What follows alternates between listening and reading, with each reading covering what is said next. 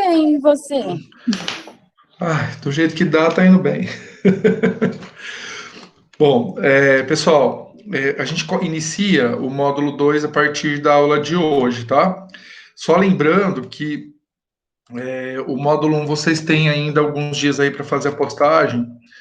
Peraí, eu só vou entrar lá para abrir aqui. Vocês têm até o dia 6 de maio para fazer a postagem, só que a gente vai ter a primeira atividade síncrona, né, referente ao módulo 2, na aula de hoje. Então vejam que vai ter aí uma sobreposição, né? Não necessariamente dos prazos, né? Mas aqui a gente vai começar o módulo 2 ainda durante o módulo 1, tá bom?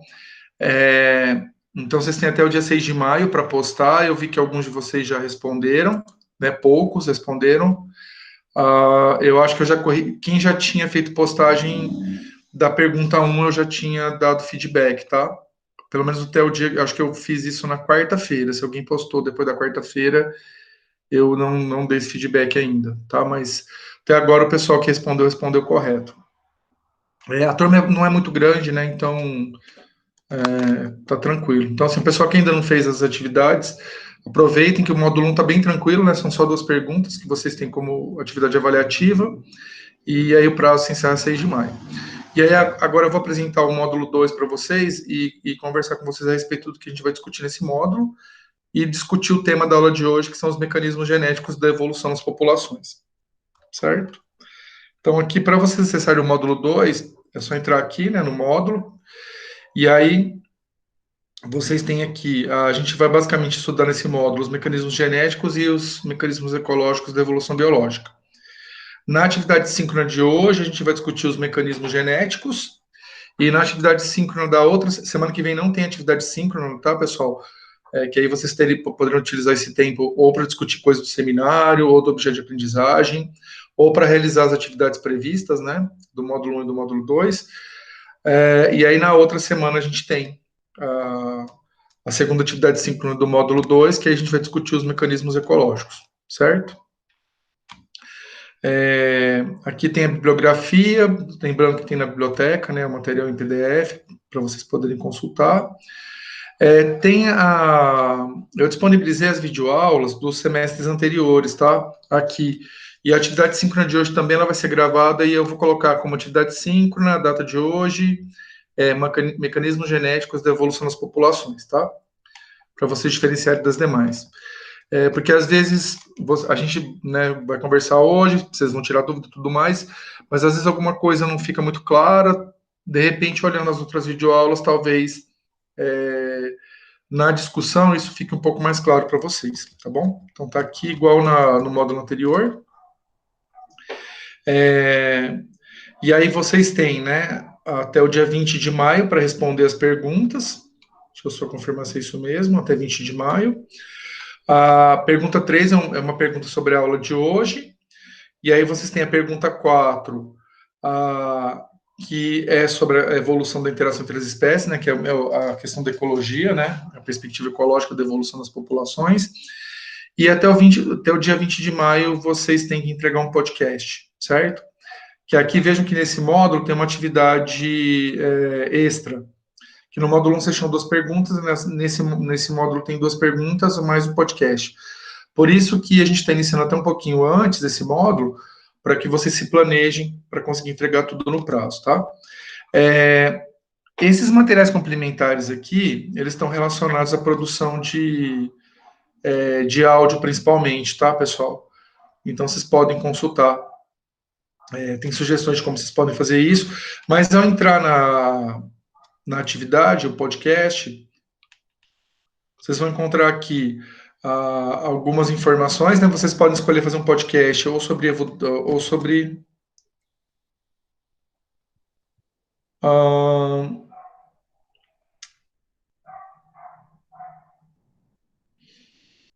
pessoal, deixa eu corrigir essa atividade, eu tô com um errinho aqui, pera aqui rapidinho que eu corrijo, já falo com vocês, espera só um minutinho. Galego, só uma dúvida aqui. Pode falar. Só esse podcast é referente também, né, aos grupos que foram feitos por artigo, né? Na verdade, o podcast vocês podem fazer em dupla ou individual, tá? Então tá bom. Aí não precisa ser grupo do artigo, não. Você pode... Aí fica a opção de vocês fazerem dupla ou individual. Beleza. Certo? E aí pode usar alguém do grupo, pode ser alguma pessoa de outro grupo, não tem problema nenhum. Então tá bom, então. Certo? É que aqui está com erro de tema, porque os temas principais desse módulo são tem questão da epigenética, mas também tem a evolução da interação entre... Parece para vocês aí enquanto eu estou editando? Parece sim. Porque aqui, essa parte não é bem evo-devo, na verdade são os genes do desenvolvimento. Agora que eu percebi que passou, vai saber, eu achei que eu tinha editado isso.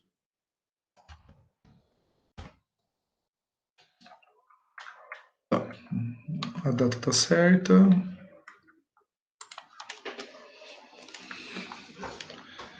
Bom, voltando aqui, desculpem, tá, pessoal? Rapidinho aqui. Então, vocês podem fazer o podcast ou sobre algum dos temas da aula de hoje ou de algum dos temas da próxima atividade síncrona, tá? Que vai ser questão da evolução da interação entre as espécies, que é a abordagem ecológica da evolução das populações, tá? Vocês podem fazer ele individualmente ou em duplas, e aí o podcast ele pode ter de 1 a 10 minutos, tá? E aí aqui abaixo eu copiei de um site que traz assim algumas informações como fazer um podcast, e aí vocês podem escutar para quem nunca ouviu podcast, para ter uma ideia da estrutura, né? Como que é feito, como que é a estrutura geral de um podcast, vocês podem consultar esse canal de podcast que é o Dragões da Garagem. Eu assisti uma palestra com uma eu fiz uma semana participei de uma semana da evolução organizada pelo UNB, e aí uma das palestrantes ela é desse canal, né, de podcasts. Que aí vocês podem ver, tem bastante coisa legal. Tem um podcast que eu recomendo, que eles tratam da questão do Darwin, que vocês podem, inclusive, se eu não me engano, é esse mesmo que eu coloquei o link. Isso.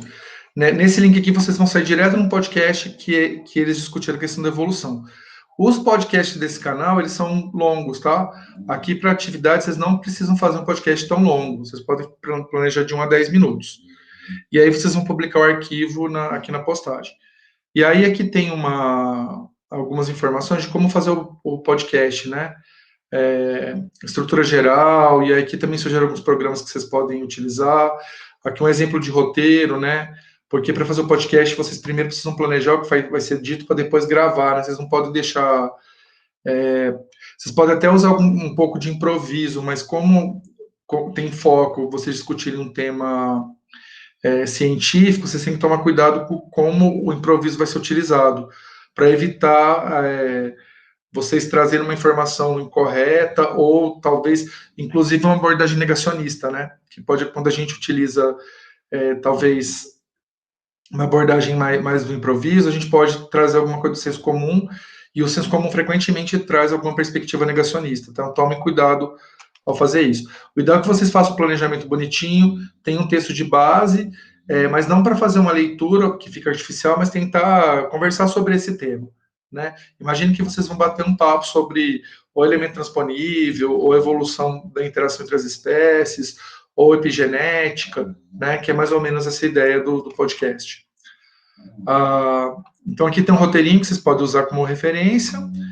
Para gravar, aqui tem a sugestão, né, do Audacity para vocês utilizarem, que o Audacity é um gravador e editor de áudio, então vocês podem gravar o áudio e fazer algumas edições utilizando esse programa. Aqui tem algumas dicas, né, como fazer para editar o podcast. Vocês podem inserir música, né, no projeto, se vocês quiserem, né, quer dizer, além da conversa, né, do diálogo, vocês podem inserir alguma música de fundo, ou no início, ou no final, alguma vinheta. Aqui tem algumas sugestões de canais, de sites, né, que vocês podem baixar músicas que não têm direito autoral, e aí, ao terminar, vocês vão disponibilizar aqui. Às vezes, eu não sei por que cargas d'água, alguns alunos não conseguem disponibilizar o podcast aqui para mim, tá? Lá no ambiente AVA. Caso isso aconteça, o pessoal tem me enviado pelo WhatsApp, certo? Mas eu prefiro que vocês postem no Avamoodle, porque o Avamoodle, quando acaba a disciplina, a gente faz tipo um backup, e aí tudo que vocês contribuíram fica armazenado, certo? Então, eu prefiro que vocês tentem postar lá no Moodle. Caso vocês não consigam, vocês podem me mandar ou por e-mail ou pelo WhatsApp. Tá? O que costuma acontecer, o pessoal, os poucos, né, que não conseguem fazer o upload lá no Moodle é enviar por WhatsApp, que é o mais comum, certo? Mas, assim, geralmente é um aluno por semestre que passa por esse problema, certo? Fique à vontade para fazer individual ou em duplas, né? A nossa situação atual talvez dificulte um pouco, mas a gente parar para pensar, se vocês fizerem um roteiro bem feito, é possível que cada um grave sua parte e alguém fique responsável por editar, e aí você consegue juntar, mesmo que vocês não consigam, que vocês não podem, né, se encontrar fisicamente, certo? Mas fiquem à vontade, não tem diferença na avaliação, se é em dupla ou se é individual. Pode falar, Daniel. Galego, você tem alguns programas assim para você falar para a gente, para utilizar, por exemplo, para utilização da vinheta, né, que você falou que a gente pode colocar? Então, aqueles sites lá, eles sugerem Sim. vinhetas, né? A edição, o pessoal faz pelo Audacity, porque ele é gratuito, né? Uhum. Que é esse Não, programinha beleza. que tem aqui, que está sugerido aqui para vocês baixarem. Deixa eu ver onde que tá aqui. Aqui eu fiquei falando e não mostrei, né? Então aqui, se você clicar, você vai sair no link que você consegue baixar esse programa. Ele é um programa bem levinho, né? A edição de áudio eu vou contar para vocês que não é algo tão simples de fazer, tá?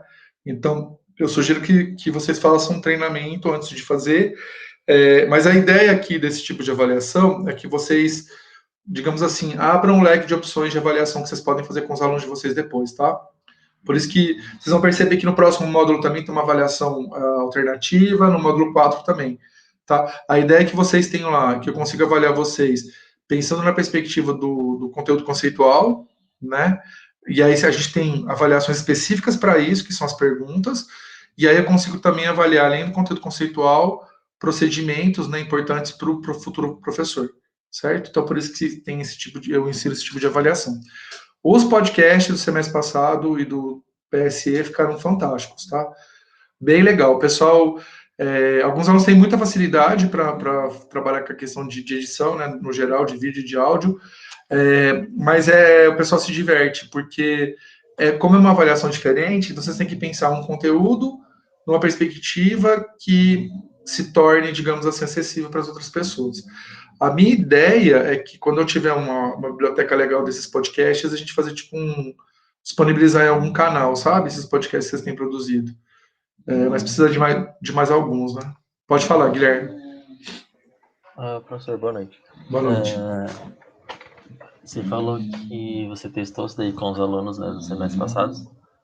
Sim. Teria como disponibilizar algum para a gente usar de Posso. Inclusive, eu vou compartilhar no grupo do WhatsApp agora, de vocês, tá? Tá, perfeito. Muito Deixa eu obrigado. ver se eu consigo. Que aí a gente já mata. Deixa eu ver se eu consigo fazer isso agora. Deixa eu pegar aqui 2020.1. Poluição.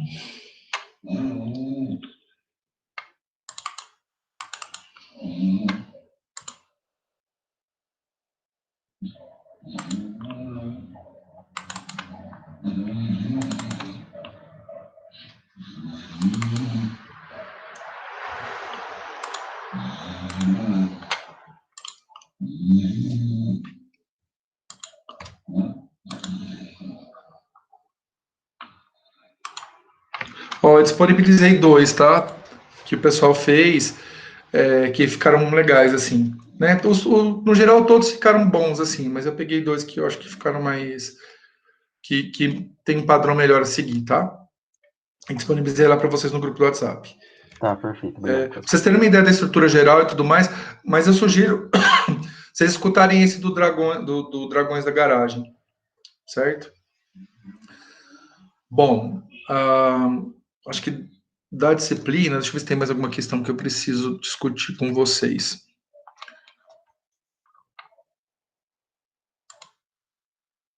Ah, verdade, galera. Eu esqueci de perguntar, não sei se você falou também, em relação ao tempo.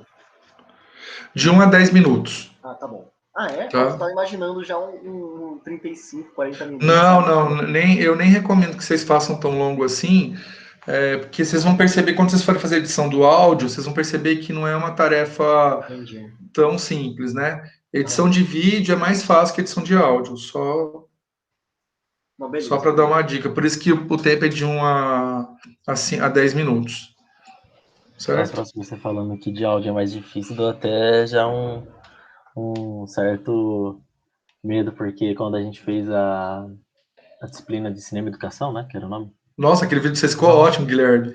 Nossa, não, mas tudo bem, mas deu um trabalhinho na edição. Porque vocês trabalharam com muito plano cortado para poder trazer a ilusão, né? Sim, Da esquizofrenia, por isso. É que aí, eles trabalharam com uma situação que a personagem principal, na verdade, ela tinha dupla personalidade, né? Que era como se fosse um alter ego masculino, assim. E aí eles tiveram que trabalhar muito com plano cortado para poder disfarçar isso. E aí, claro, vocês tiveram que fazer várias tomadas, a edição, com certeza. A filmagem foi trabalhosa e a edição foi trabalhosa, né? a edição foi bem trabalhosa, assim. Tipo, a Justamente para gente poder ainda dar teve, essa questão, né? Essa sim, perspectiva a para não gente deixar teve muito ajuda, claro, né? mas mesmo assim deu um trabalho considerável. Ah, não, mas com certeza vocês vão ter menos trabalho para fazer essa edição no Audacity do que vocês tiveram para fazer esse vídeo. Porque vocês tiveram que trabalhar com muito. Vocês tiveram que filmar muitos planos diferentes e com certeza vocês tiveram que fazer tentativa na edição para ver qual que ficava mais adequado, né? Questão da iluminação, vocês trabalharam muito em questão de luz e sombra também, né? Para poder deixar aquela Nossa, coisa meio. não, a gente fez eu não lembro todos os passos que a gente fez, assim, mas deu um trabalhinho, assim, a gente fez uma boa preparação para esse curto. Inclusive, Aí muito ficou bom, ótimo. recomendo aí quem quiser assistir, deve Tá estar no no meu YouTube. canal, tá? Tá no meu canal. É, eu vi esses dias atrás. Tá muito bom esse vídeo mesmo. Bom, pessoal, do módulo, eu quero só que vocês fiquem atentos aos prazos, né, até dia 20/5, e em linhas gerais é isso, tá? Qualquer dúvida vocês podem mandar no grupo do WhatsApp, por e-mail, tranquilo, certo? E aí nós vamos hoje discutir os mecanismos genéticos da evolução.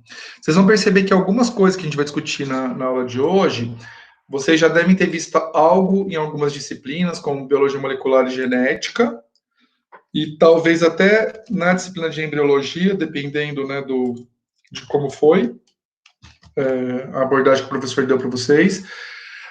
Mas tem algumas coisas que talvez vocês nunca tenham ouvido falar. Por exemplo, transferência horizontal, eu acho que é uma coisa que vocês nunca ouviram falar em nenhuma disciplina. Vocês podem ter lido alguma coisa sobre, mas eu acho pouco provável que vocês tenham visto em alguma disciplina do curso, certo?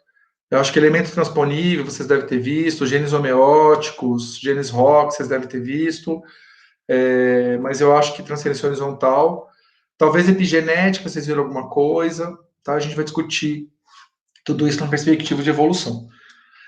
Podem me interromper a hora que vocês quiserem para fazer pergunta, tá? Não me importo, não me incomodo.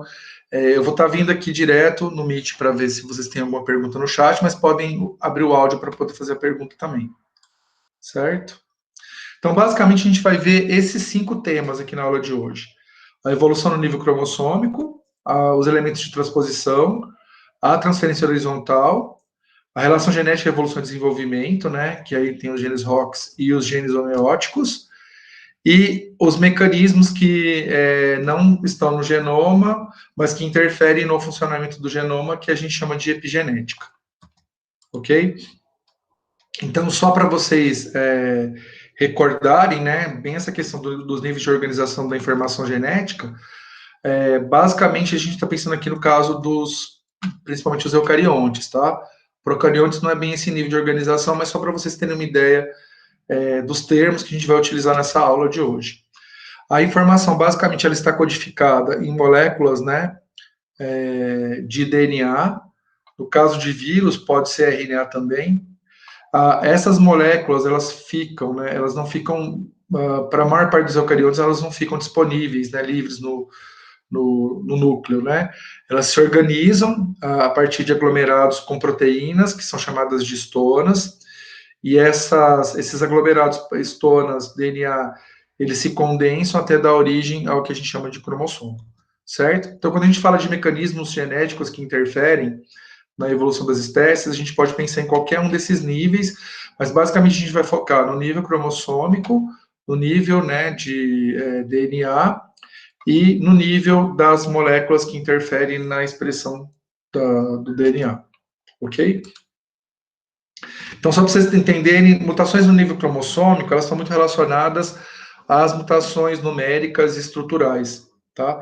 Que vocês devem ter visto em genética. Então, a gente vai falar de duplicação, translocação, tá? Então, esse tipo de reorganização dos cromossomos, né, pode produzir mudanças evolutivas e dar origem a diferentes táxons. Então, só para vocês terem uma ideia aqui, quando a gente pensa, né, nos sistemas de determinação sexual relacionados, né, aos cromossomos sexuais, então a gente tem, para as aves, um sistema que é ZW, que no caso das aves, o sexo heterogamético, né, é o macho, que em mamíferos vai acontecer uma inversão, né, o sexo heterogamético, ou seja, XY é o macho. No caso de aves, o sistema ZW é o que está relacionado à formação das fêmeas, tá? Então, fêmeas de aves, por exemplo, é sistema ZW e fêmeas de mamíferos é XX, certo? Então, vamos ver o que acontece, principalmente a partir das aves, tá? Que é o que interessa para a gente observar aqui o que acontece a partir das aves. E vamos esquecer um pouco a questão dos répteis e dos peixes, e anfíbios também. Porque, na verdade, o que acontece com répteis, anfíbios e peixes é que existem múltiplos sistemas de determinação, não existe um único sistema, né, comum. Então, provavelmente, isso é indicativo de múltiplos ancestrais, né, nesses grupos. No caso dessa manutenção, por exemplo, do estado ZW para aves, do estado XY para os mamíferos, provavelmente o ancestral comum, eles tinham digamos, essa composição cromossômica, né, na determinação do sexo. Inclusive, existem mecanismos epigenéticos que também estão relacionados à formação do sexo biológico. Então, por exemplo, temperatura pode aumentar a probabilidade de um dos sexos, né, aumentar a diminuir a temperatura durante o período de desenvolvimento. Então, a gente vai esquecer esses grupos e pensar, já que a questão aqui é ilustrar, né, uma evolução no nível cromossômico, o que aconteceu com esses cromossomos. Então, basicamente, quando a gente pensa, né, na questão da determinação do sexo e genes, né, relacionados, existem 3 genes, né, em mamíferos que vão participar desse processo, e no caso das aves, são 2 genes que também são compartilhados com os mamíferos. Um dos genes é esse SOX3 e o outro é o DMRT1, tá? Que é compartilhado com a ave. E em mamíferos, existe um gene que é específico dos mamíferos, mas nem todos os mamíferos apresentam, né? No caso, por exemplo, do grupo dos prototérios, né? Os ornitorrincos, por exemplo, eles não apresentam esse gene, que ele evoluiu a partir, né, de ancestrais comuns a marsupiais, né, metatérios e eutérios. Então, basicamente, veja o que acontece aqui com as aves. Existem os cromossomos sexuais, EW, né, e o cromossomo Z apresenta o gene DMRT1, certo? Que sobre a ação de um gene que está em cromossomos autossômicos, né, o SOX3, vão interferir na determinação do sexo. No caso de aves, essa configuração aqui determina a formação de uma fêmea. Se os 2 indivíduos fossem ZZ, no caso aqui, o que seria determinado seria um macho. Olha o que vai acontecer ao longo da evolução dos mamíferos. Então, vejam aqui que as informações genéticas desses cromossomos de aves, elas estão representadas nas cores vermelho, azul e verde. E esses genes especificamente que eu citei aqui, aparece a posição deles no conjunto haploide de cromossomos, tá? Pelo menos nos cromossomos que são aqui representados, aqui nessa figura. Então, vejam aqui, ao longo da evolução, vejam que para mamíferos, há uma perda significativa das informações contidas nesses cromossomos EW. Então, vejam que basicamente o que resta, né, dessa informação aqui, compartilhada com aves, é o segmento DMRT1. Então, vejam que tanto os prototérios, quanto os metatérios, quanto os eutérios, apresentam, né, um segmento correspondente ao DMRT1, além de algumas outras informações que também são comuns às aves. Então vejam que, olha que isso é uma coisa interessante, porque vejam que esse gene DMRT1, ele era um gene que estava relacionado ao maior cromossomo sexual, certo? O que aconteceu ao longo da evolução dos mamíferos é que ele ficou restrito a um dos menores cromossomos, que é o que a gente chama de, em algumas situações, a gente está relacionado a um autossomo, né, muito pequenininho. Então vejam que era um gene que estava num cromossomo sexual nas aves e que ao longo da evolução, né, em virtude de etapas de fissão, né, cromossômica, então os cromossomos podem quebrar, esses pedaços eles podem ser reorganizados, né, com fusão com outros cromossomos, por translocação e tudo mais, e aí você tem múltiplas composições possíveis. E aí, se a gente olhar os prototérios, o que vai acontecer aqui? Então, basicamente, prototérios, eles apresentam vários tipos de cromossomos sexuais. Então, tá vendo que tem X1, Y1, X2, Y2, X3. Então, são vários cromossomos, mas basicamente os que estão relacionados, né, digamos assim, a evolução do cromossomo X e do cromossomo Y estão aqui representados, né, principalmente em vermelho e em azul. Então, veja que nos prototérios, o gene SOX3, que é um gene que está em cromossomos autossômicos, né, ele passa a aparecer num cromossomo pequenininho, autossômico também, nos prototérios, só que ao longo da evolução dos mamíferos, esse gene que estava nos cromossomos autossômicos, ele é incorporado ao que a gente chama de cromossomo X. Então, o que vai acontecer aí? Vejam que é um cromossomo que ele tem, como se fosse, na verdade, uma região, você tem o centrômero numa região desse cromossomo autossômico que tem nos prototérios. Ao longo da evolução, essa região, ela se quebrou, e aí ela acabou sendo realocada em um outro cromossomo, e aí, no caso, né, principalmente no caso dos eutérios, né, ficou restrita a cromossomos sexuais. Mas vejam que isso também acontece com os metatérios. Tá vendo que o SOX3, ele está no cromossomo X aqui? Então, ele é incorporado ao longo da evolução no cromossomo X, né, na evolução dos mamíferos, e está presente, todos os mamíferos a partir de metatérios apresentam, né, esse gene no cromossomo X. O outro gene que eu falei para vocês, que é o DMRT1, que estava no cromossomo Z das aves, vejam que nos prototérios ele ocupa, né, das variantes de cromossomo X que eles apresentam. No caso dos metatérios e dos eutérios, ele deixa de participar, né, do cromossomo sexual e se torna, né, um gene presente em cromossomos autossômicos. Como que isso pode acontecer? Pode haver uma cisão, né, uma quebra do cromossomo, e aí, desse cromossomo sexual, e aí dá origem a um autossomo, certo? E aí surge, né, o gene SRY, que está relacionado principalmente à formação de testículos, e outras questões, né, principalmente relacionadas à produção do testosterona, que a gente não vai discutir aqui nessa aula. E aí esse gene, SRY, ele é um gene que ele é localizado no cromossomo Y. Então, é um gene que somente os indivíduos do sexo masculino apresentam, tá? A partir de metatérios. Então, vejam que é um gene que não existia, ele passou a existir, mas se a gente analisar aqui, né, os genes que estão relacionados à determinação sexual em aves, o que vai acontecer com esses genes ao longo da evolução é que vai havendo mudanças cromossômicas que vão reposicionando esses genes, né, inclusive tornando, né, os cromossomos sexuais, principalmente o cromossomo Y, especializado em genes que estão relacionados à determinação sexual e outras características de masculinização, certo? O X, ele apresenta outras informações, se vocês olharem aqui, inclusive, ele apresenta bastante DNA de origem autossômica, né, que estavam presentes também, né, em outros ancestrais, mas basicamente foi o processo de evolução cromossômica, pensando o cromossomo X e o cromossomo Y em mamíferos. Pessoal, deu para entender essa questão?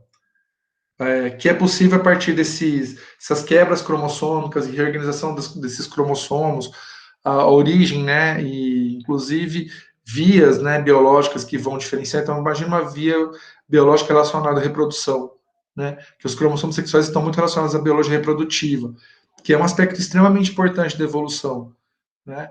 Então, deu para entender essa questão dos como é que é possível, a partir dessas, digamos assim, quebras, translocações, deleções, haver evolução no nível cromossômico, e claro que isso vai ter.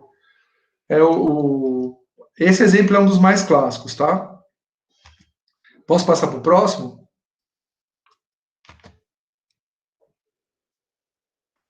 Por aqui, tranquilo, galera, eu não sei. Bom, vamos lá então. Qualquer coisa vocês me perguntam, tá, gente?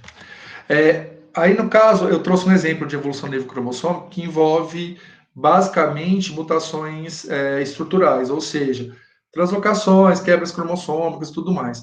Só que é possível também que a evolução no nível cromossômico ocorra por aumento ou diminuição de conjuntos cromossômicos, que é o caso dos eventos de poliploidização.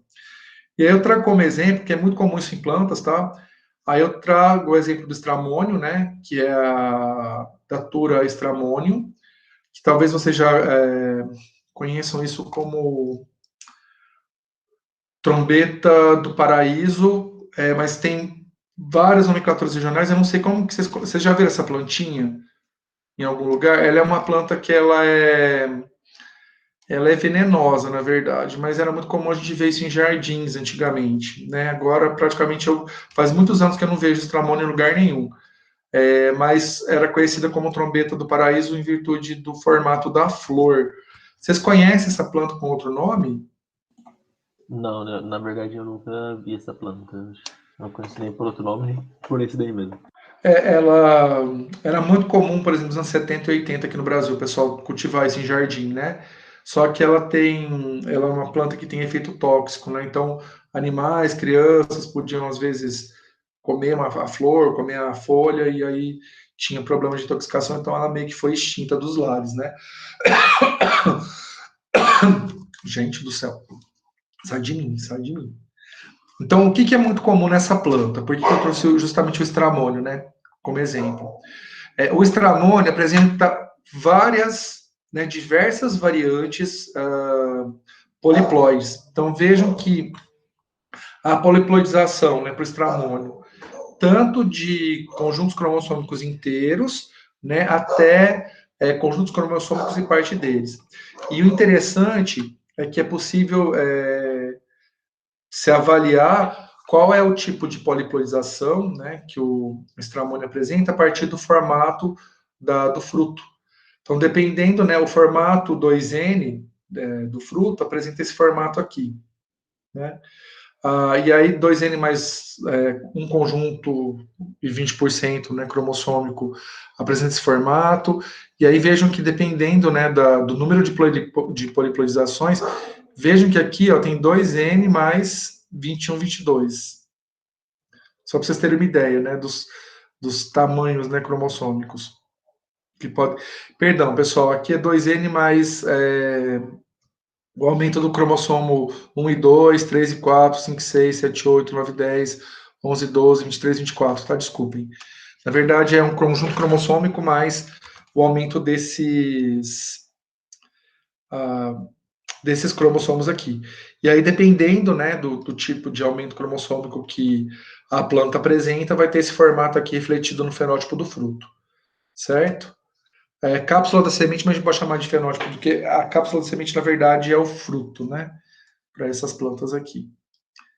Certo? Entenderam essa questão? Então, vejam, a evolução do nível cromossômico, a gente pode pensar nela, tendo impactos evolutivos, tanto por reorganização de pedaços cromossômicos, né? E aí constituem... tem algumas mudanças, né, nos cariótipos que estão relacionadas principalmente à mudança de posição de pedaços de cromossomos, né? E na gente mesmo acontece isso, né? Chimpanzé tem 2 cromossomos a mais, na verdade os chimpanzés eles têm um cromossomo a mais, que é como se o nosso cromossomo 2 correspondesse a 2 cromossomos dos chimpanzés. Então, o que deve ter acontecido ao longo da linhagem da evolução dos hominídeos? Esses cromossomos, eles se fundirem em um só.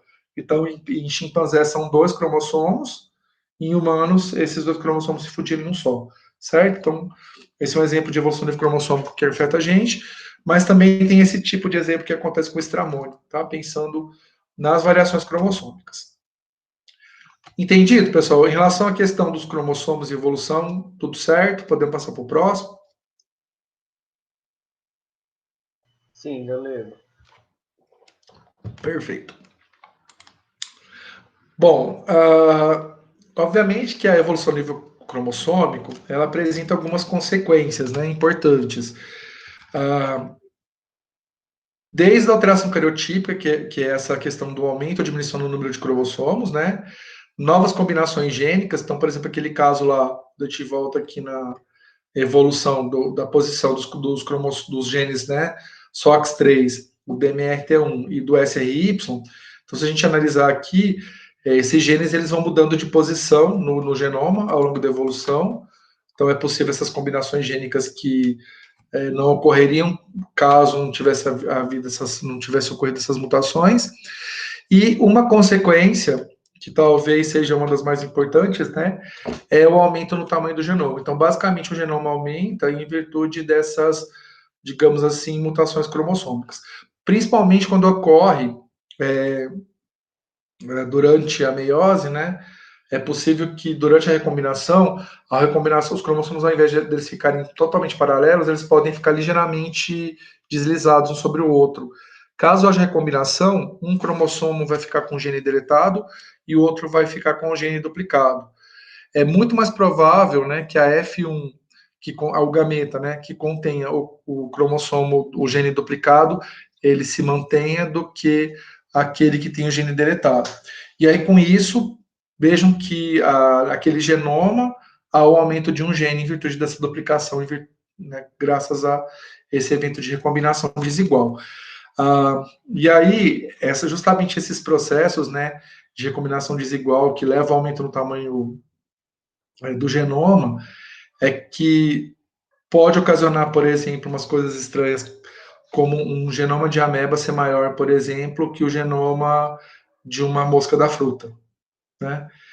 A gente tende a achar, justamente por uma questão, né, de parcimônia, que é mais provável que estruturas mais complexas tenham genomas maiores e que estruturas menos complexas tenham genomas menores.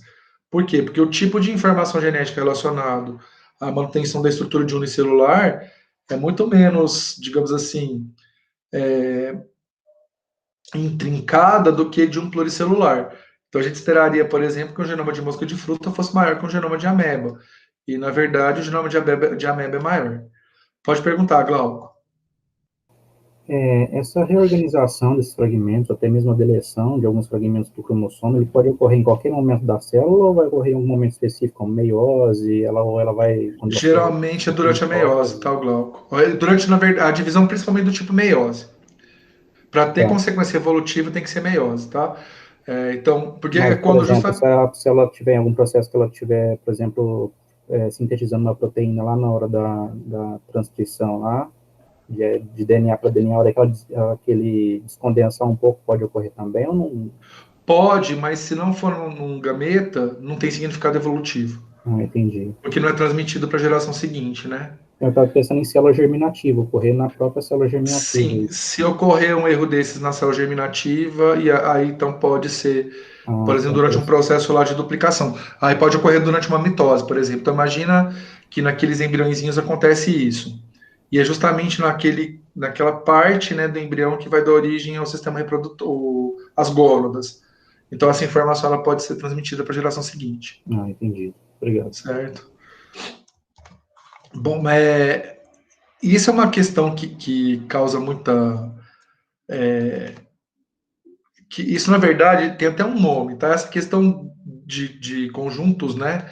De genomas muito grandes para espécies muito simples, isso recebe o nome de paradoxo do valor C. E aí se coloca a questão, por que não é tão raro na natureza que organismos mais simples tenham genomas tão grandes? E aí uma provável explicação para isso é que esses genomas eles aumentam, né, por recombinação desigual, e isso acaba Então, boa parte da informação genética que tem ali são cópias de genes e não genes novos, né? Genes novos, perdão. Então, você pode ter lá uma família gênica com vários, tipo 10, 15, 20 genes duplicados desse processo. Porém, também existem certos segmentos de DNA que são capazes de se movimentar no genoma. E isso também pode levar ao aumento no tamanho do genoma, que são os elementos transponíveis. A hipótese mais provável é que genomas tão grandes como o de amebas, né? Quando a gente compara, por exemplo, o genoma de uma ameba com o genoma do homem, então é bem provável que esse genoma muito grande da ameba seja devido à ação de elementos transponíveis, né? Muito frequentemente, boa parte da informação genética desses genomas que são muito grandes, ou são muitas cópias da mesma informação, ou são muitas regiões gênicas, regiões não gênicas, né? Regiões não codificadoras. E boa parte, né, digamos assim, do genoma que corresponde a elementos transponíveis são sequências não codificadoras, certo? Boa parte dos elementos transponíveis, na verdade, eles constituem, né, material genético, mas é material genético não codificador. E então, só para vocês terem uma ideia, né, quando a gente pensa o DNA dos eucariontes, existe uma parte desse DNA que é muito pequena, que é formada por genes de cópia única, e aí eles são considerados genes funcionais. Existe, né, regiões de DNA que separam, né, um gene do outro, ou que separam os exons, né, que são as regiões intrônicas. E aí existe uma grande parte do DNA, a maior parte do DNA de eucariontes é oriundo de DNA repetitivo. E aí o DNA repetitivo, ele pode ter constituir sequências com função ou sequências de função desconhecida, ou mesmo sequências que não são codificadoras. As sequências com função é o que acontece, por exemplo, com famílias gênicas, né? Inclusive pseudogenes, que seriam genes de vírus que foram inativados. Então, a gente tem lá os genes do vírus no nosso genoma, mas eles estão não funcionais. E existem algumas sequências que são não codificadoras funcionais. Por exemplo, regiões de enhancer, regiões promotoras, são regiões que têm muitas repetições, né? Então praticamente todo gene tem, né, um padrão lá de sequência na região promotora. Então, se você repetir, se tiver 30 mil genes no genoma, então vão ter 30 mil regiões promotoras com sequências muito parecidas, né? Então, isso aqui a gente está chamando de sequência codificadora funcional. E quando a gente pensa nas famílias gênicas, né, os pseudogenes, existem famílias gênicas que são dispersas, que é o que acontece, por exemplo, com a hemoglobina. Não sei se vocês sabem, a gente tem alfa e beta, hemoglobina, então são dois genes que, na verdade, têm uma mesma origem, constituem uma família, mas além desses dois, a gente tem outros dois genes que estão relacionados à produção de hemoglobina em outros períodos do desenvolvimento, né? Esses genes, eles estão mais ou menos dispersos, porém existem outras famílias gênicas que os genes são encontrados um do lado do outro, que é o que a gente chama de sequência em tandem, tá? No caso de função desconhecida, que a maior parte desse genoma repetitivo, existem o DNA satélite, que constitui basicamente aquela região de heterocromatina. Então, quando a gente pega uma célula em intérfase, tem uma região que o DNA está não funcional, ele está compactado. Então, toda essa região que apresenta DNA compactado durante a intérfase é formado por DNA satélite, mas existem sequências que têm poucas repetições, né? Por exemplo, a TCG, a TCG, a TCG, a TCG, que a gente chama de VNTRs, que constituem os microsatélites, e boa parte do genoma, por exemplo, no caso de humanos, quase metade do genoma é formado por sequências do tipo elementos transponíveis, tá? Então, tudo isso que eu contei para vocês pensarem, né, o genoma nosso todo, né? Tudo isso que eu falei para vocês é uma partezinha.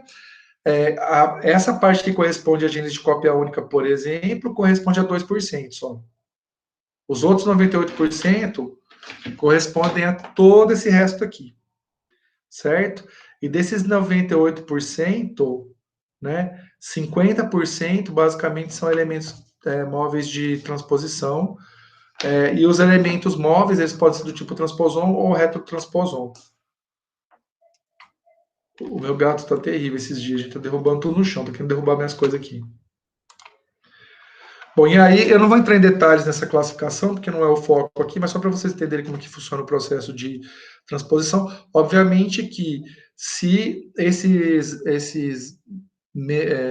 elementos genéticos, né, eles são tão abundantes em eucariontes, quer dizer que eles têm algum tipo de papel evolutivo, né? Algum desses elementos transponíveis, ao longo da história evolutiva, eles podem se tornar regiões promotoras, regiões de enrência, eles podem se tornar sítios de ligação de fatores de transcrição. Alguns genes desses podem ser domesticados e se tornar genes funcionais, tá? Vindo de elemento transponível, mas boa parte está relacionada a sequências que não se sabe direito qual seria a função, ok? Mas deve ter, provavelmente, ter um impacto evolutivo importante. Existe essa classificação do Wicker, né, colaborador de 2007, que classifica os elementos transponíveis em duas classes, classe 1 e classe 2. Não vou entrar nesses detalhes, mas essa figura aqui tem alguns detalhamentos.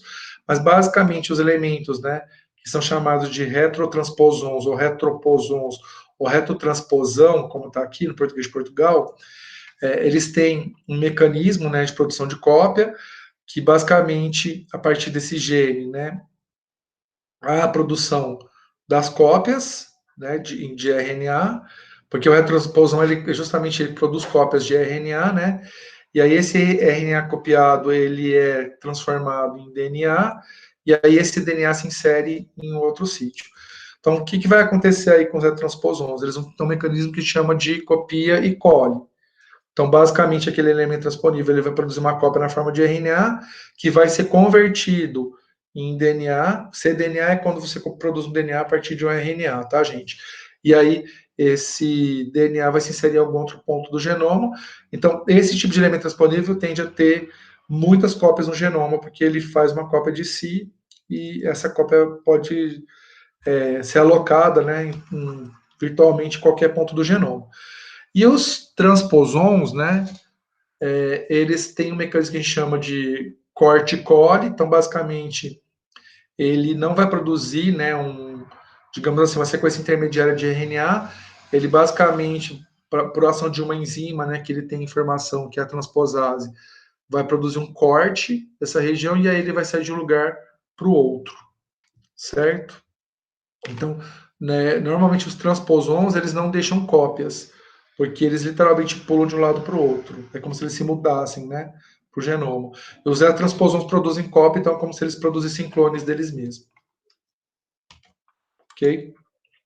E aí, como foi descoberto isso? Basicamente, a Barbara McClintock, ela estudando, né, variação em milho. Então, milho apresenta cada milhozinho que tem numa espiga é um fruto, tá, gente? E cada fruto corresponde a uma semente e corresponde a um indivíduo. Então, quando eu analiso uma espiga de milho, na verdade, eu tenho toda uma geração, né, produzida a partir daquela planta. E aí, uma coisa que chamou a atenção da Barbara McClintock é que alguns grãos apresentavam cor amarela, outros cor púrpura, e alguns apresentavam predomínio de cor amarela com pigmentação púrpura. E aí, a partir de cruzamentos, né, entre plantas, né, ela descobriu a presença de um elemento transponível, que é o elemento DS, e dependendo da posição desse elemento DS, o resultado vai ser ou digamos assim, um grão de milho púrpura, ou amarelo, ou pigmentado. Então, como é que funciona isso? Se o DS ele se transpõe para dentro desse gene que é chamado de C aqui, o grão vai apresentar cor amarela. Se o elemento transponível, né, DS, não tiver dentro do gene C, que produz o pigmento, o grão de milho vai ser púrpura. Se por acaso, né, esse cromossomo, né, que apresenta o elemento transponível DS tiver o DS perdido, né? Então, se esse DS for perdido depois, então vejam, se o DS se apresentar, se ele existir, né, nessa sequência aqui, né, GNAC, GNDS, GNC, a cor é púrpura. Se esse elemento, uma vez que ele transpôs, né, para o gene C, ele for perdido, então vejam que esse gene, o DS, ele é perdido desse grupo de linkage aqui, né, do cromossomo. E aí, então, o grão de milho vai apresentar essas pigmentações púrpuras, certo? Então, basicamente, a movimentação do elemento transponível DS, ela vai implicar ou na cor púrpura, ou na cor amarela, ou na cor amarela rajada de púrpura. Entenderam, pessoal, esse exemplo? Entenderam que elemento transponível? Viu? Outra pergunta. Dá Pode para fazer. guiar uma transposição por alguma enzima, sei lá? Existem algumas técnicas de bioengenharia que permitem fazer digamos assim, esse controle de transposição. Né? Você pode, por exemplo, implantar algumas sequências, né? Você quer, por exemplo, que o elemento transponível ele seja transposto para uma área específica do genoma. Então, você pode inserir certos adaptadores que correspondem às regiões terminais, né? Desse elemento, mas por bioengenharia. Naturalmente, não tem nada que... existem algumas evidências que algumas regiões são mais suscetíveis, né, à inserção de elemento transponível que outras, mas o processo ele é relativamente aleatório. Então, mesmo essas regiões que apresentam maior probabilidade, digamos assim, de inserção, não é que uma probabilidade tipo de 30%, 40%, sabe? Aquelas probabilidades de 10 a menos 3 ou 10 a menos 9. Entende? Então, naturalmente não é tão simples, mas por bioengenharia seria possível. Entendi, obrigado. Certo? O que também costuma ser feito, Glauco, você tem a inserção do elemento transponível, então, por exemplo, no caso do milho, né? Você tem a inserção do elemento transponível. Se você cruzar com um indivíduo normal, você pode meio que forçar o efeito da transposição, entendeu? Pelo cruzamento na F1. Porque aí o que vai acontecer? A F1 vai herdar um cromossomo com digamos assim, o gene com o elemento transponível inserido e um cromossomo sem ele. Então você consegue meio que forçar. Que foi o que a Barbara McClintock fez. Ela fez cruzamentos, né, entre as plantas, e aí ela conseguiu meio que inserir na F1 plantas, né, ela conseguiu produzir pelo cruzamento plantas que não tinham o DS, por exemplo, o elemento disponível DS, fazendo os cruzamentos. Certo? E aí o próximo exemplo que eu vou dar, a gente consegue fazer isso com drosófila também, né? Existe um elemento transponível, que é o elemento P, e geralmente quando ele está ativo, ele tem como resultado a produção de drosófila melanogaster, tá? De moscas de olho branco. Então eu sei que toda drosófila melanogaster que tem olho branco, ela tem olho branco porque ela tem um elemento transponível P ativo e inserido. Então, eu posso cruzar ela com uma mosca que não tem o olho branco, e aí eu forço, digamos assim, eu consigo conhecer a F1, uma F1 que vai ter aqui, efetivamente aquele elemento transponível, está inserido. Deu para entender mais ou menos? Eu vou mostrar da Drosophila melanogaster, acho que vou mostrar que talvez fique mais fácil. Então, basicamente, o elemento P ele tem essa composição aqui, né? E o elemento P ele é amplamente encontrado em Drosophila melanogaster, tá? E apesar né, o elemento P ele ser estudado desde os anos 50, né? E desculpa, gente, se saber que o elemento P ele entrou, né, em Drosophila melanogaster desde os anos 50, uma espécie irmã, que é a Drosophila simulus, nunca tinha sido encontrada. E aí, no final dos anos 2000, né, 2009, mais ou menos, foi detectado linhagens de Drosophila simulus, que é uma espécie irmã, né, de Drosophila melanogaster, que apresentava elemento P no seu genoma. Né? E aí tem alguns estudos bastante importantes, esse, por exemplo, né, do Koffler e colaboradores, de 2015, que eles estudaram exaustivamente, né, a presença do elemento P a partir de linhagens tanto do sul da África quanto da Europa, né, e da Flórida, e aí que eles identificaram que essa invasão foi recente, então provavelmente o elemento P que está em Drosophila simulus veio de Drosophila melanogaster. E aí vocês podem perguntar, mas Drosophila simulus e melanogaster produzem híbridos, né? Então se eu cruzar Drosophila simulus com melanogaster, eu consigo produzir híbrido? Consigo, mas não é algo tão simples. Uma outra coisa, né? O elemento transponível P existente em Drosophila simulus tão parecido com aquele encontrado em Drosophila melanogaster, que é pouco provável que isso tenha ocorrido em virtude de cruzamento. E aí qual a hipótese? Que provavelmente o elemento P de Drosophila melanogaster foi transferido para Drosophila simulus a partir da ação de algum vetor. Então a gente chama isso de transferência horizontal, tá? Então como que isso pode acontecer? Então, imagina um ácaro, né, que parasita tanto Drosophila melanogaster quanto Drosophila simulus. Ao se alimentar, né, principalmente, né, ai, gente, como que chama o líquido de inseto? Nossa, me fugiu o nome agora. Linfa. Ao se alimentar da linfa, né, de Drosophila melanogaster, obviamente que vão células, né, de melanogaster, e o elemento transponível está ali. Ao, né, se alimentar de Drosophila simulus, o barbeiro pode ter liberado dentro da corrente, né, linfática, as células com elemento transponível P, e esse elemento transponível P eventualmente acabou invadindo uma célula e foi incorporado nos genomas, certo? Então, provavelmente deve ter atingido a linhagem germinativa, né, relacionada à produção de óvulos e espermatozoides, e aí é possível que as gerações, né, futuras de Drosophila simulus, dessas regiões que foram estudadas, apresentem elemento P. Curiosamente, não são todas as populações de Drosophila simulus que apresentam elemento P no genoma, tá, gente? Para melanogaster, basicamente todas as populações de melanogaster que foram estudadas até agora apresentam elemento P. Para Drosophila simulus, algumas apresentam. Então, provavelmente, nessas áreas que há uma infestação maior desses ácaros, eles podem ter intermediado esse processo de transferência, tá?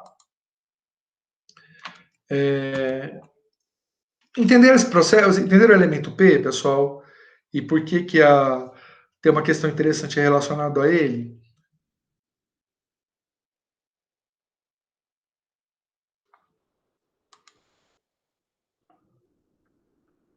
Sim, eu lembro. Então, tranquilo? Glauco, o que você me perguntar? Desculpa que eu vi agora, que você tinha postado aqui, eu ia te perguntar mais ou menos isso agora.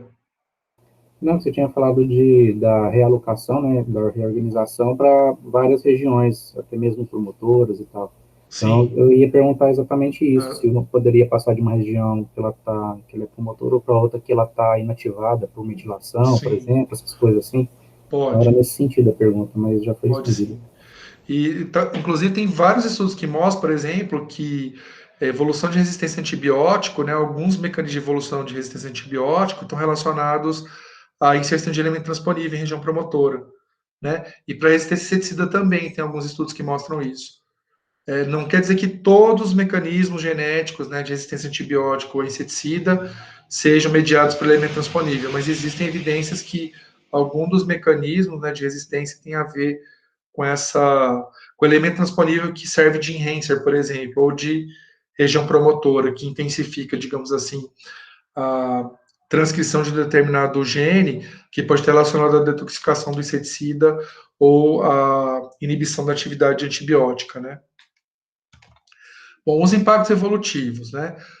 Tá aumentando o tamanho do genoma, que é um impacto, né, o mais provável, né, de acontecer. Se o elemento transponível se inserir em regiões codificadoras, ou mesmo, né, em regiões promotoras funcionais, ele pode se tornar um promotor, mas ele pode impedir aquela região promotora de ser reconhecida, né, pelos fatores de transcrição. Então, isso pode ter efeito deletério. Nesse caso, quando o elemento transponível ele passa a ser utilizado pelo genoma como uma região promotora, ou mesmo com um gene com uma outra função, né, a gente chama isso de domesticação. A domesticação é quando o elemento transponível ele deixa de ter essa atividade saltadora, que é característica dele, e ele passa a exercer uma função para a homeostase do organismo, certo? E quando há uma mudança da função, a gente chama isso de exaptação. Conforme eu já falei para vocês, repetindo de novo, né? Eles podem dar origem a novos sítios regulatórios.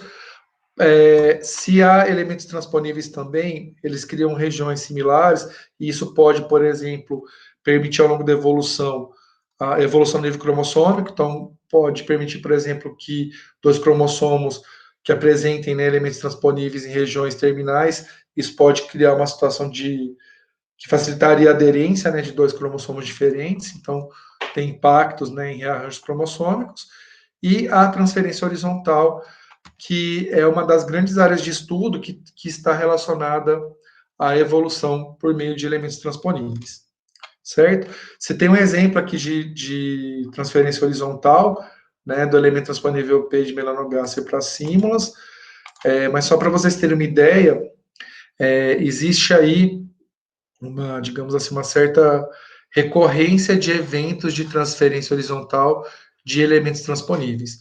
Então, só para vocês terem uma ideia, aqui estão representados, né, a proporção, né, de eventos de transferência horizontal que já foram relatados. Claro que isso tem a ver com grupos que são mais estudados, obviamente que tem mais registro, grupos que são menos estudados têm menos registro, né? Por exemplo, é óbvio que Drosophila tem bastante registro de transferência horizontal, porque é um organismo modelo para se estudar justamente elemento transponível e transferência horizontal. Então, tem muita gente que pesquisa, então você acaba tendo bastante dado, né? Mas vejam que plantas, fungos, quinidários, platelmintos, todos eles têm evidências, né, acordados com o nosso grupo, de transferência horizontal de elementos transponíveis. As cores aqui representam o tipo, né? Então, essa tabelinha aqui, que tem as classes, né, subclasse e tudo mais.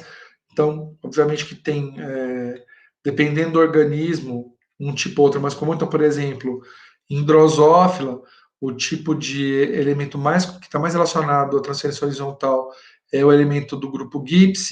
No caso dos cordados, que é o nosso grupo, é o RAT, e assim por diante, né? Então, dependendo do grupo, se a gente pensar, por exemplo, nas plantas, veja que tem um predomínio desse roxinho aqui, que é o elemento cópia.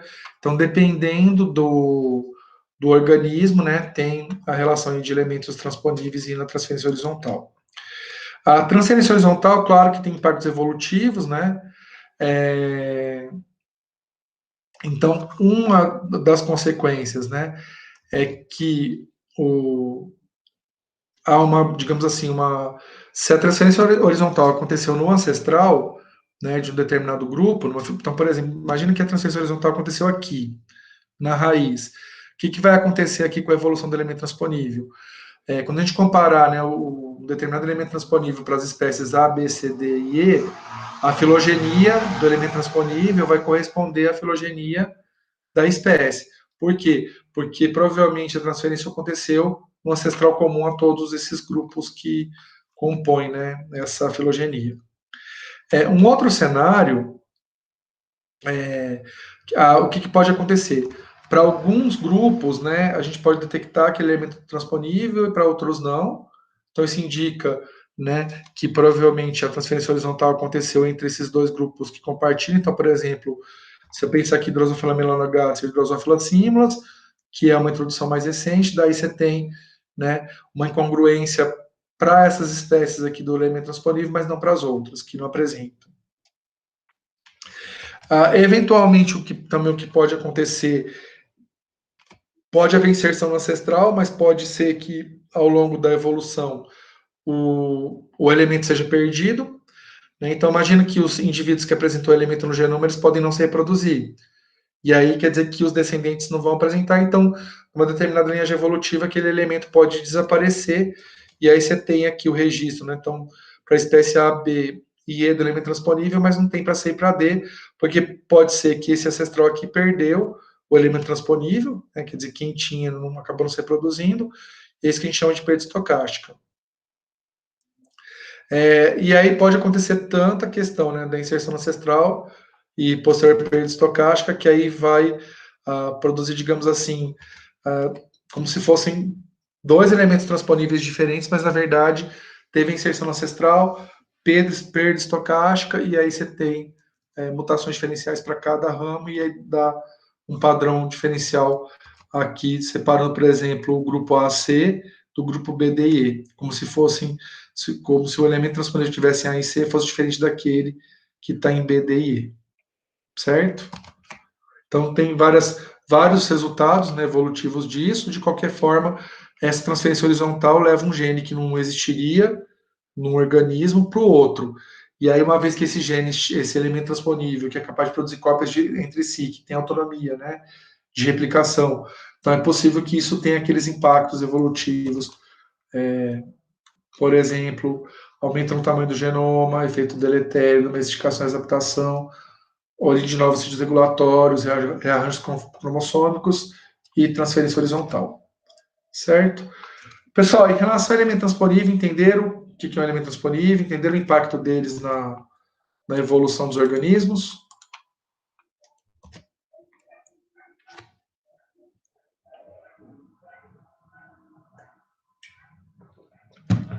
Bom, agora a gente vai discutir o penúltimo, né, o penúltimo mecanismo genético, que é a existência dos genes ROX. Então,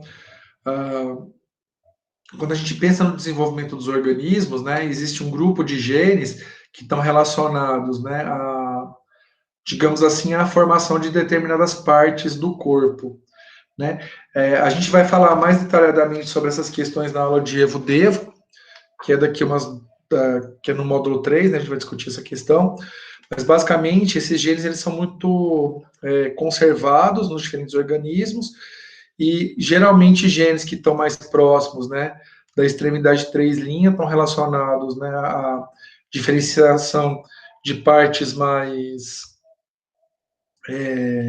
anteriores do organismo, e aqueles que estão mais próximos da extremidade 5' da fita de DNA estão relacionadas à produção de partes mais posteriores, né? Então, por exemplo, a gente olha aqui uma drosófila e um bebê humano, vejam que esses genes em rosa aqui, eles estão relacionados, que estão bem perto da extremidade 3' da fita de DNA, estão relacionados aqui à formação de áreas próximas à cabeça, né?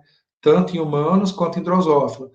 E esses aqui, né, azulzinho, roxinho, que estão mais próximos da extremidade 5', eles são relacionados, por exemplo, à produção de abdômen, né, e dos membros e da extremidade da coluna vertebral, no caso de humanos.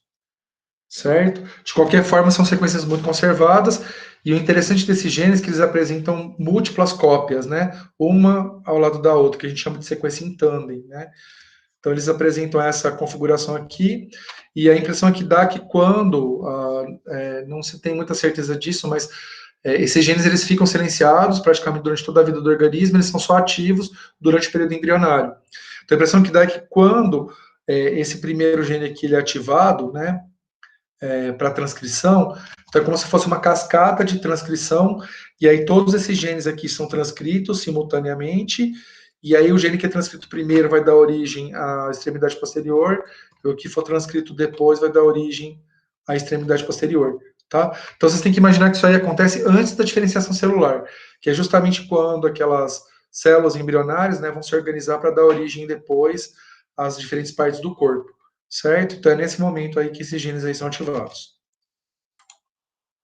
E aí, só para vocês terem uma ideia, existe aí, inclusive, correlação até com plantas, tá?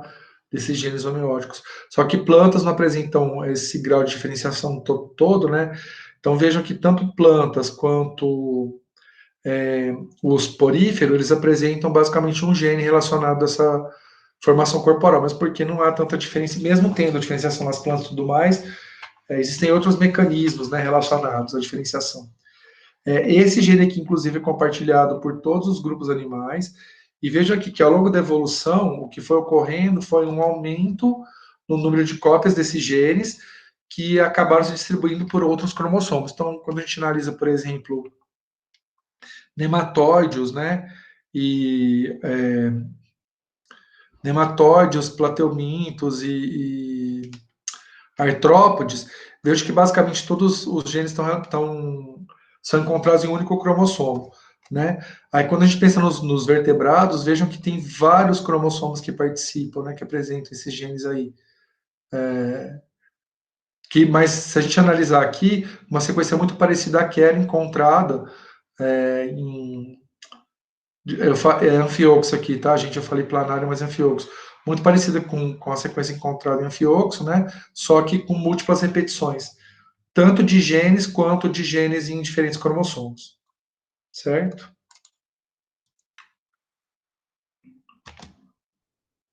Entendendo essa questão dos genes ROX, pessoal, e o papel deles na evolução?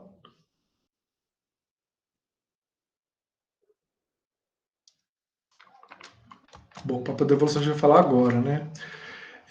Os genes ROX, né, e aí também tem outros genes que podem participar desse processo, eles estão relacionados à diferenciação morfológica, né?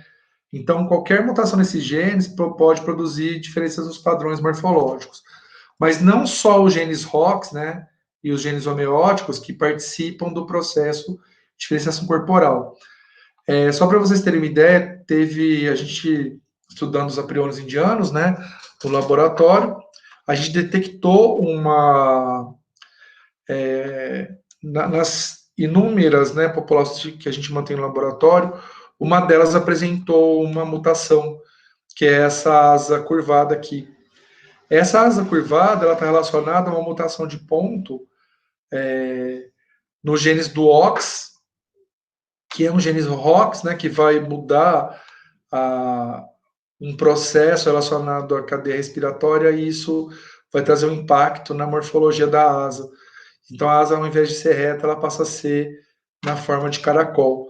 Tanto é que essa mutação aqui, ela é chamada de curly, porque curly, né, em inglês, significa caracol, ou enrolado, né? E aí a gente detectou, infelizmente a gente não conseguiu manter a linhagem, né, curly no laboratório por muitas gerações, porque além dessa, digamos assim, alteração morfológica, que a alteração desse gene provoca, ela também reduz a viabilidade na produção de descendentes. Então, é muito difícil você conseguir manter mutantes curly em laboratório.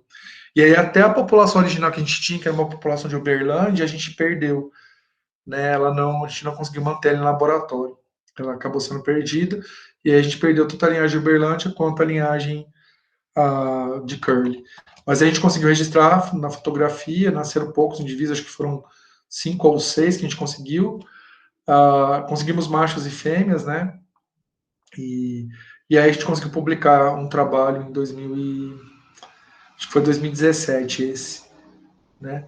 Que aí o pessoal do laboratório que estava junto, que era o caso da Laís, do Sávio, do Jonathan, né? E da Maria Angela Torreglosa, a gente publicou esse trabalho aqui na Drosophila Information Service, certo? E aí esse trabalho aqui da PLOS Genetics, ele traz digamos assim, a via bioquímica, né, relacionada à formação do mutante curly, certo? Entenderam essa questão, pessoal?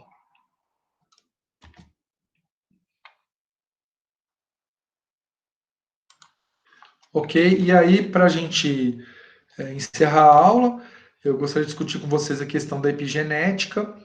E aí, até que ponto a epigenética ela tem um impacto evolutivo? Que ela tem um impacto nos indivíduos, na saúde humana, isso aí é incontestável, tá, gente? Agora, a questão é a seguinte, a epigenética ela tem um efeito evolutivo, certo? Então, vamos pensar sobre isso. Basicamente, a epigenética está relacionada a um conjunto de mecanismos que tem a ver com a regulação do DNA e a produção de RNA, não a regulação, mas basicamente a expressão gênica, não tanta regulação gênica, mas principalmente a expressão gênica. Então, são elementos, né, que estão presentes no citoplasma celular que vão interferir na transcrição dos genes. Chama epigenético porque não são elementos no genoma, então não são genes que fazem isso. São elementos que estão fora do genoma, mas que interferem no funcionamento do genoma. Então, basicamente, essas modificações, elas podem ser do tipo metilação do DNA, metilação e desmetilação de histone e acetilação e desacetilação de histone. Metilação geralmente silencia o gene, e as acetilações geralmente elas tornam os genes ativos, certo? Então, por exemplo, eu falei dos genes ROX lá para vocês. Então, durante o período embrionário, os genes ROX são acetilados. Após essa primeira etapa, né, de determinação das populações celulares que vão dar origem às determinadas partes do corpo, do organismo, esses genes vão ser depois metilados, certo? Então, metilação geralmente silencia genes e acetilação permite a expressão dos genes. A questão é a seguinte, é que isso acontece em células somáticas, beleza. Agora, até que ponto um mecanismo epigenético poderia ser transferido para a geração seguinte, e aí, nesse caso, ter impacto evolutivo? Então, essa é uma pergunta que ainda não temos resposta. O que tem se encontrado? Que, para os mamíferos estudados, uma marca epigenética ela pode ser mantida por cerca de 5 gerações. Do ponto de vista evolutivo, 5 gerações não significa nada. Mas não quer dizer que isso acontecendo com rato vai funcionar para todos os organismos da Terra, tá? E aí, por que eu estou chamando a atenção de vocês para isso? Se por acaso uma marca epigenética ela pode ser mantida, então vejam, as marcas epigenéticas elas estão relacionadas tanto a elementos relativos ao ambiente intracorpóreo quanto a elementos extracorpóreos. Então, por exemplo, questão do desenvolvimento, algumas moléculas são produzidas, outras deixam de ser produzidas, e nesse processo pode haver uma resposta para acetilar ou metilar, né, as células. Porém, isso pode ser produzido, por exemplo, pela ação de hormônios, pela ação de cigarro, pela ação de bebida alcoólica. Então, alguns outros elementos também podem contribuir para acetilação, desacetilação, metilação e desmetilação. Se o ambiente pode promover esse tipo de funcionamento gênico e esse tipo de marca para o funcionamento for transmitida para a geração seguinte, talvez o Lamarck não estivesse tão equivocado, certo? Porque a marca ela é adquirida pela exposição de determinado elemento do ambiente. E aí, se essa marca ela puder ser transferida para a geração seguinte, quer dizer que é um caractere herdado que é transmitido para a geração seguinte. Né? Claro que não é na perspectiva do Lamarck aquela coisa das girafas que foram esticando o pescoço e tudo mais, não é essa perspectiva. Mas alguns sistemas moleculares, eles podem ter uma herança do tipo lamarquista, né, por heredabilidade de caracteres. E aí isso pode colocar em discussão quanto disso vai ser representativo para a história evolutiva dos organismos, né? E aí o paradigma, né, o primeiro, e ainda que tem uma forma, digamos assim, uma forte evidência na natureza, é a questão da seleção natural. Então, será que a epigenética também não teria um papel na evolução? Essa é uma pergunta em aberto, tá? Que tem impacto na saúde humana, inclusive tem um artigo que eu deixei disponível. Um dos materiais complementares é um artigo, tá, gente, de revisão, sobre a questão da epigenética, né? A questão das marcas epigenéticas e saúde humana, isso é incontestável. Parece que também marca epigenética está relacionada ao funcionamento do sistema imune, certo? Então, tem muitas evidências mostrando que marcas epigenéticas podem tornar, por exemplo, uma vez que você entra em contato com determinado micro-organismo, teu organismo pode aprender a se defender de vários outros, porque esse primeiro contato produz marcas epigenéticas que vão tornar o teu sistema imune apto a combater micro-organismos que poderiam estimular, trazer esse tipo de informação junto. Então, é como se fosse uma imunidade cruzada. Você não necessariamente precisa ter contato com agente A e B para você ter um sistema imune que funcione contra os dois. Então, às vezes, tendo contato com A, você consegue ter imunidade contra B, certo? Então, para sistema imune, isso é bem claro. Se é transmitido para a geração seguinte, é uma incógnita ainda. Para a questão tem um monte de doença, câncer, principalmente vários tipos de câncer, que estão relacionados às marcas epigenéticas. Existem estudos mostrando que alguns comportamentos podem ser determinados por marcas epigenéticas, né? Homossexualidade, por exemplo, violência, parece que pode ter o papel da marca epigenética, né? No caso da homossexualidade, talvez o tipo de hormônio poderia gerar essas marcas. No caso da violência, alguma outra substância relacionada a algum tipo de experiência que a mãe teve durante a gravidez. Então, tem uma série aí de questões em aberto ainda, e a epigenética é um campo que é bastante promissor. Para a questão evolutiva,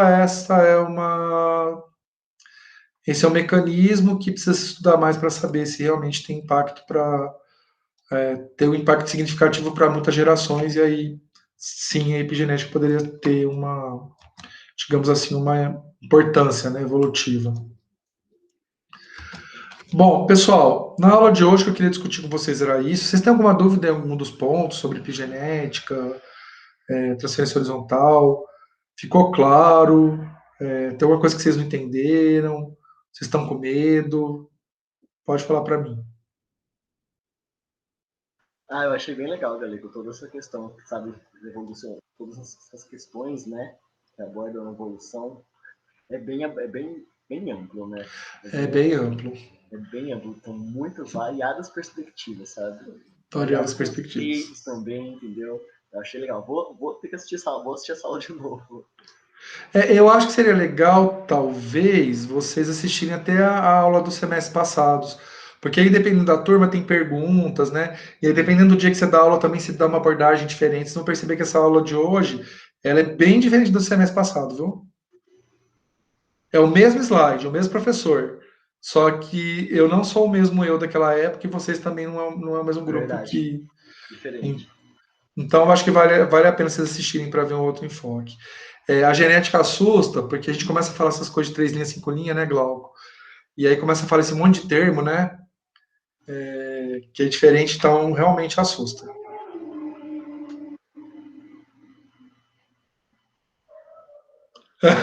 Com certeza são mecanismos epigenéticos culturais, né, Glauco? e, e assim, né, eu esperava que essa aula desse semestre eu estaria dando ela presencial, tá? Nossa, com certeza seria muito diferente, né? Na verdade, o semestre passado eu tinha avisado para os alunos, talvez em janeiro a gente volte presencial. Como eu sou ingênuo, né? Mas quem sabe ainda esse ano, não sei, né? Ó, amigos meus da minha República, da Engenharia Química, terão um laboratório mês que vem. Alguns laboratórios. Não, eu consegui autorização também para. Também. Eu vou pedir para você, mas para a Ana conseguir também sem muita complicação. Mas não para aula, né? A gente consegue para aula é bem complicado por causa do número de alunos. Você não consegue assim tão facilmente. E outra, né? Pensa, eu acredito que a maioria dos alunos não esteja nem em Uberaba, né? Você imagina você ter que vir aqui para assistir uma aula. Você não é de Uberaba e tem que ficar aqui por causa de uma aula, porque o que vai acontecer é que você não consegue ter todas as aulas funcionando presencialmente. Então você tem que fazer tipo uma escala. Aí já pensou, a pessoa tem que vir para cá para assistir uma aula, e aí talvez ter uma outra aula só daqui 2 semanas, por exemplo? É complicado, muito complicado, se falar a Muito verdade. complicado. Mas tudo bem, faz parte. De qualquer forma, ficou registro em vídeo e isso fica material didático de apoio, né, para as gerações futuras. A gente deixa aí uma marca epigenética, digamos assim, né, Glauco? Porque esse material extra que é externo à própria aula vai funcionar como um mecanismo epigenético aí de aprendizagem. Assim espero, né? Bom, pessoal, mais alguma questão, mais alguma dúvida, comentário? Por aqui tranquilo. Se vocês tiverem alguma dificuldade na hora que vocês forem responder as questões ou a questão do podcast, perguntem lá no grupo do WhatsApp. Eu sei que vocês podem às vezes ficar intimidados de perguntar né, no grupo que tem todos os colegas, mas às vezes uma dúvida de vocês pode ser útil para os colegas, viu, gente? É muito frequente. Às vezes você acha, minha dúvida é tão besta que eu não quero colocar para todo mundo saber, não. Mas se vocês puderem colocar para todos ouvirem, porque isso acaba meio que. Às vezes uma pessoa que nem se ligou ainda que tem aquela dúvida, ela pode se ligar a partir de um questionamento de um colega. Certo? Bom, pessoal, vou interromper a gravação.